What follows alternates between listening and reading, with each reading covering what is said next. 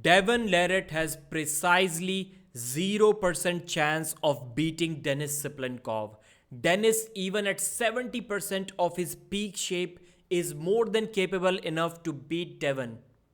These are not my words. This is what Arsen Liliev told Engin Terzi in one of the recent podcasts on his channel, link to which will be in the description.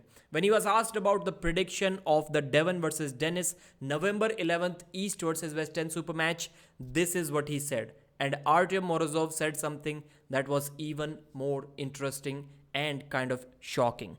So let's start with the interview. One of the biggest questions: how is Artem Morozov's health right now, and why did Engin Terzi increase the pay-per-view price from $17 to $20, and is he going to increase the price even further in the near future?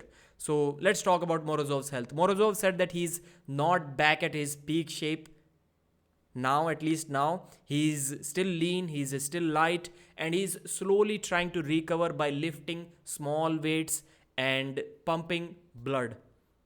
That's how he's doing it right now. And he said that he got so small that the ring for his ring finger is fitting in the middle finger as of now, his engagement ring. So that's kind of weird, but good to see that he's back on the track. When will he be back on the table? He didn't announce yet. Was Georgy Swetkov just lucky that he got to top roll a weaker version of Morozov? Or is Georgy really that strong? I think these questions will also be answered next year for sure. But wish good luck for Morozov, and I hope he gets back soon. Then Engin Terzi asked Morozov about one of the statements that he made few months ago when Denis Siplenkov, Morozov, and Babkin were being interviewed by Engin. So Morozov said something interesting. He said that if Devon doesn't want to fight Denis, if he's too scared, then he's also going to be capable enough to beat Devon. Devon doesn't have any chance against me either. That's what Morozov said, and he's going to just kill him on the table. Now, Engin said if he still believes in that after seeing Aramis Gasparini getting destroyed by Devon Larratt. Then Morozov said that he said those words just to hype up the situation around the super match with Denis and potentially his own super match with Devon as well in the future. Of course, he believes that Devon is really strong. Of course, he believes that he needs to prepare the best he can in order to have a shot against Devon, in order to be able to beat Devon. So good to see that Morozov, at least for now, realizes Devon Larratt's potential. Maybe he did back then as well. Maybe he was really saying those words just to hype up the event. When I did a poll about Morozov versus Devon few months back, that's when people said that Morozov is going to beat Devon. Now, obviously, the poll must have reversed. It may be like 75 or 80% Devon as of now. So that wasn't a serious statement for Morozov. He was just trying to hype it up.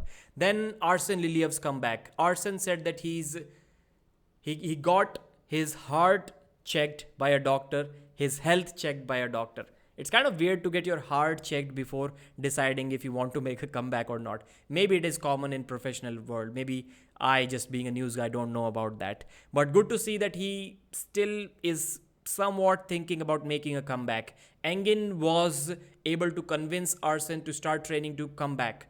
And he did the same with Alexei Vovoda as well.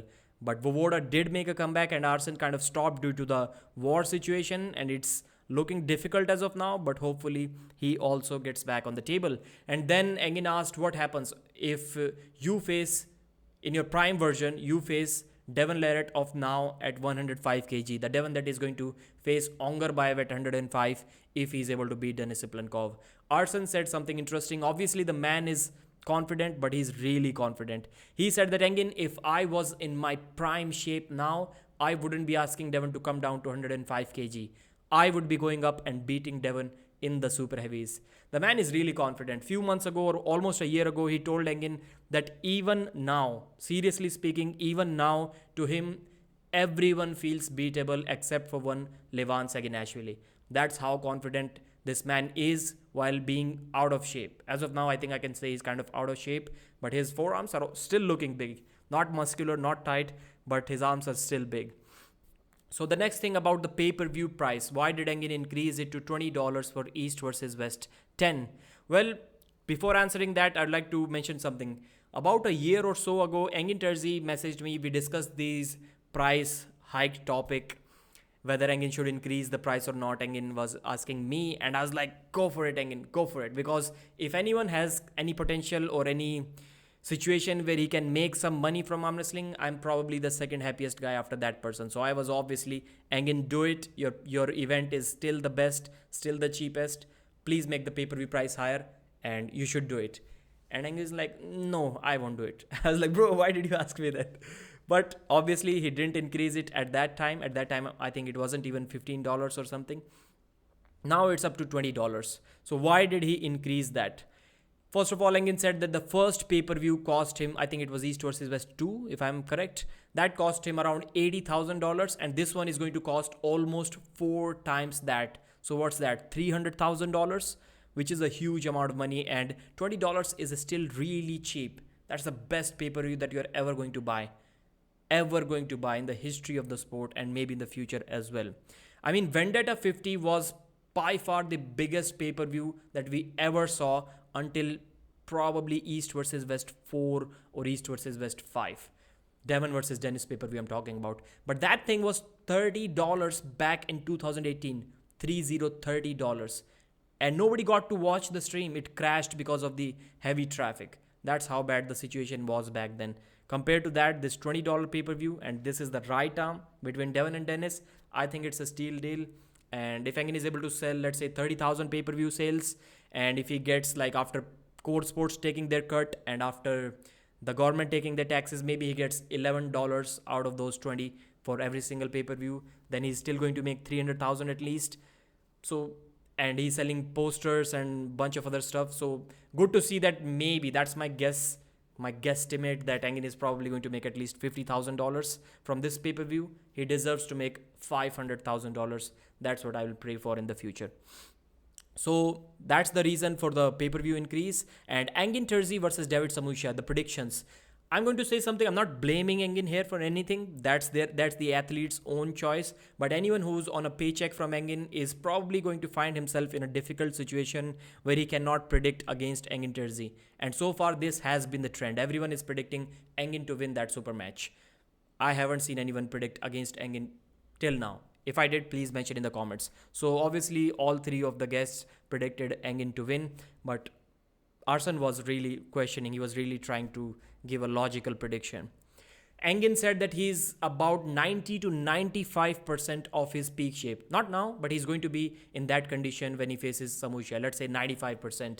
Is it going to be enough? I think yes, to top roll him and take him to the pad once. Because even Prokopchuk was able to top roll Samusha. So for sure, Engin is also going to do that. But I don't think Engin has the endurance to do that 3 times. 3 times in a row, he's going to be needing that kind of performance that day. I don't think it is going to happen. So Morozov talked about Denis versus Devon and also Arsen Liliev. And this is the topic why you clicked on this video. Artyom Morozov said that Denis Siplenkov is having 80% chances of winning that super match and 20% for Devon. And after that, Arsen said that 0% chance for Devon.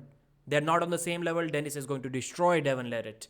And he said that Denis, even at 70%, is strong enough to beat Devon. Well, obviously, there is some Russian patriotism going on here.